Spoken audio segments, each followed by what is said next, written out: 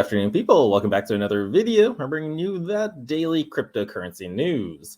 All right, looks like the market for price has been steady right now. Bitcoin's still above 50,000. Ethereum, we're like 6,600 away from all-time high.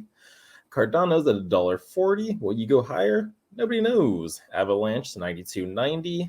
Polygon 242. Yeah, Polygon's been having some great gains. That's 20% increase in the past week. Uniswap's up 8%, Litecoin's up 1.77%. So yeah, numbers are holding steady right now. Now let's go over the news articles. First up, Kickstarter announces that it will move to blockchain. The crowdfunding site will make use of the Cello blockchain for this purpose.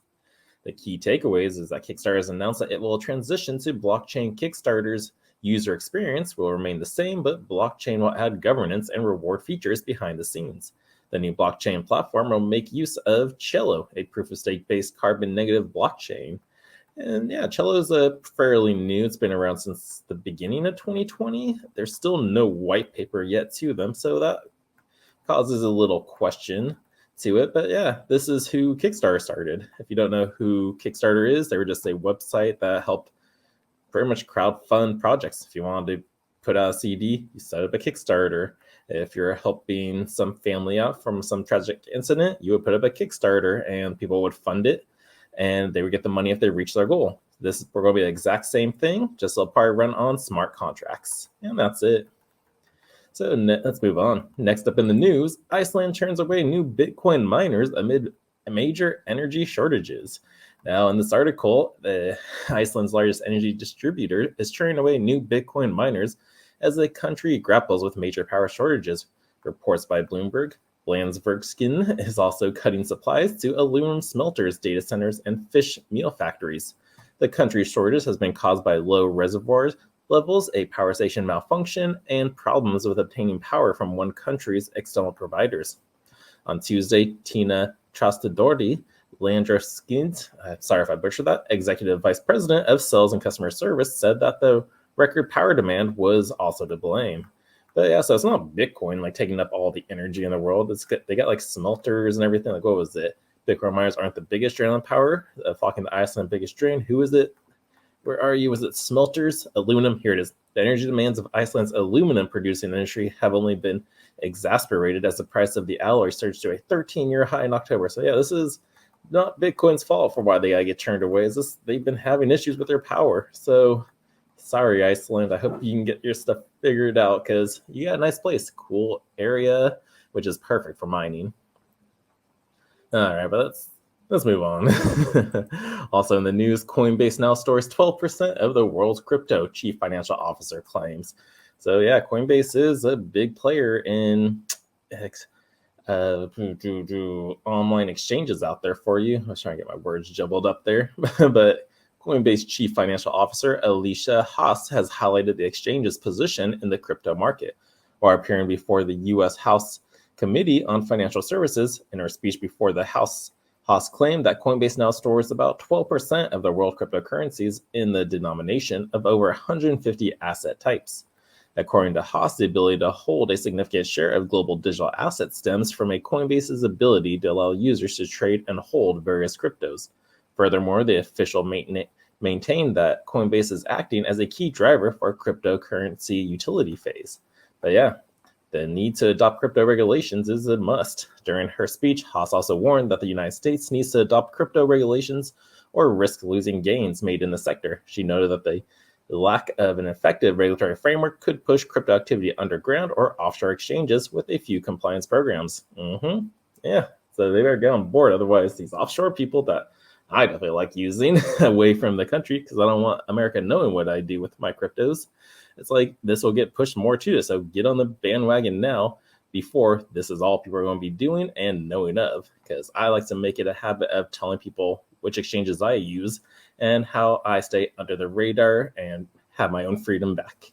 All right, let's move on. Next article. UK challenger bank Monzo is raising more than 500 million as it looks to explore crypto. UK challenger bank Monzo is raising more than $500 million at a valuation of $4.5 billion. The startup said Wednesday that it has closed $475 million and expects to close the remainder of the round in the next few weeks. The Financial Times previously reported on the fundraiser efforts led by Abu Dhabi Growth Fund and involving new investors, Kodo Management, and Alpha Wave Ventures, as well as existing backers like Excel and Goodwaters. The CEO T.S. Anil said the funding around the investment means we'll grow further and faster as we continue our journey to reinvent banking and become the one app that sits at the center of the customer's financial lives.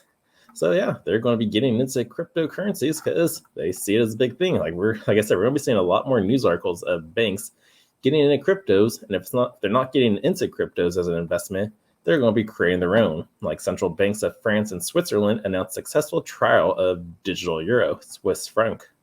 Although the project was a success, the central banks warned that significant rulebooks contingency procedures or monitoring capabilities were needed to ensure the success of the CBDC. So I guess they tested and had a successful access on their CBDC. It's a little diagram of their experiment. They got Target 2, DAR, SIC. So they're still in control of their ledger.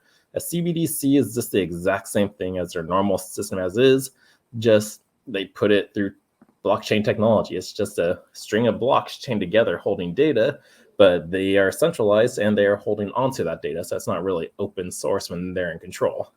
And they can control the amount that gets created. So that's a CBDC for you. We'll see how long it works for, if it sticks around, or will they finally just switch over to Bitcoin, Litecoin, or another coin, a decentralized coin, because DeFi is the way it's at. And what is decentralized finance, aka DeFi? DeFi is a term for financial applications that use blockchains instead of banks. DeFi shorthand for decentralized finance is a catch-all term for a group of financial tools built on a blockchain. The idea is allow anyone with internet access to lend, borrow, and bank without going through middlemen. DeFi is one of the fastest growing areas of the blockchain and decentralized web space. Like we have exchanges out there such as SimpleSwap, Godex, Uniswap, Pancake, Rego. Like there's a bunch of DeFi accounts out there that you can easily use, trade your cryptocurrencies, and you don't need a middleman. Just pay the gas fee for whatever your coin really is. And yeah, that is it. Super simple. So yeah, DeFi is the way to go. CBDCs are not. So I look forward to the progression of this all as we continue on in our crypto blockchain journey.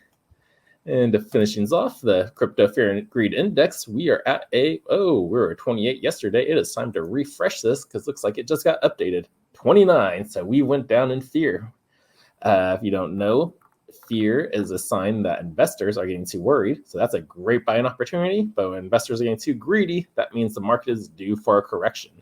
So yeah, we are still in fear territory. So yeah, buy it up, people. Buy this dip. Because when it starts going green, you take profits. But this is only if you're a trader. If you're just like to hodl, this is the time to buy. And yeah, that is it. This is the movement of Bitcoin. I love looking at it. It's fiatleak.com/BTC. Go take a look at it. You can take a look at the movement of it. You can see these numbers go around of how much Bitcoin is being moved. And yeah, it's going all over the world. So people are using Bitcoin. This ain't going nowhere, people. So just keep stacking those sats. Keep your keys protected. Stay safe out there. And if you need help getting started or need a family relative needs help getting started, give me a call. Got my links down below, either CryptoSherpaLLC.com or BitcoinConsultants.world. Take your pick. But yeah, guys, thank you so much for watching. I am off to go watch one of my Patreon videos. That's going to be 3 hours long with Papa J and Bitcoin Ben. So that's where I'm going to be. Hope you guys have a fantastic day. Stay safe out there. And the Sherpa will see you in the next video.